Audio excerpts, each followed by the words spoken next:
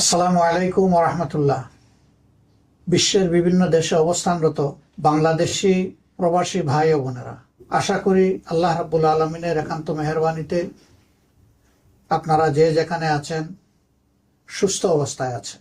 আমি বাংলাদেশ জামাত ইসলামীর পক্ষ থেকে এবং আমার নিজের তরফ থেকে আপনাদের সকলের শারীরিক মানসিক সুস্থতা কামনা করছি এবং দোয়া করছি আল্লাহ তাআলা যে যেখানে আছেন সেখানে যেন সবাইকে নিরাপদে সম্মানের সাথেই রাখেন। বাংলাদেশ আমাদের প্রিয় জন্মভূমি।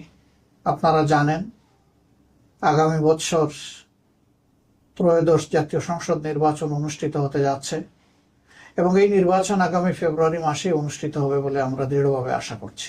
এই নির্বাচনে প্রবাসী ভাই ও বোনেরা যাতে তাদের ভোটের অধিকার প্রয়োগ করতে পারেন, এই জন্যে পরিবর্তিত পরিস্থিতিতে গত বছরের 5 আগস্টের পর থেকে দাবি আমরা অত্যন্ত জোরালোভাবে জানিয়ে আসছিলাম। আনন্দের বিষয়ে দাবি ইতিমধ্যে গৃহীত হয়েছে এবং ইতিমধ্যে প্রবাসে অবস্থানরত বাংলাদেশি ভাই বোনদের ভোটার রেজিস্ট্রেশনের কাজও চলমান রয়েছে।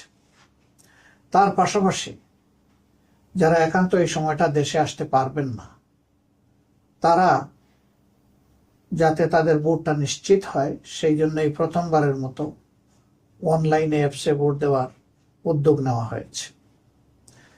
কাজেই যারা আসতে পারবেন না তাদের দুটি রেজিস্ট্রেশন লাগছে, একটি ভোটার হওয়ার জন্য আর একটা ভোট দেওয়ার জন্য প্রবাসে অবস্থান করে।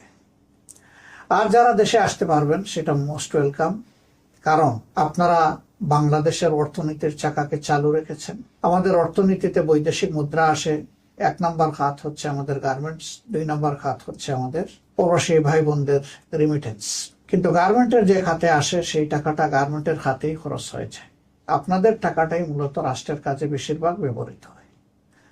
আপনি জানেন না অথবা জানেন যে আপনাদের এই কষ্টের অর্জিত অর্থ যা দেশের জন্য, পরিবারের জন্য আপনারা পাঠাচ্ছেন, সরকারি অব্যবস্থাপনা, দুর্নীতি, লুটপাট ইত্যাদির কারণে এই টাকার প্রপার সদ্ব্যবহার হয় না।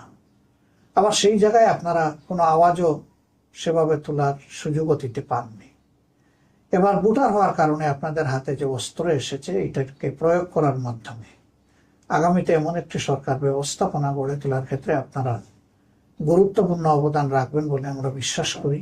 আপনাদের আস্থা এবং বিবেচনা অনুযায়ী যেই দল কিংবা পক্ষ সরকার পরিচালনার দায়িত্বে পেলে জনগণের সম্পদের মালিক না হয়ে জনগণের সম্পদের পাহারাদার হবে এবং জনগণের সেবক হবে, সেই দলটার হাতেই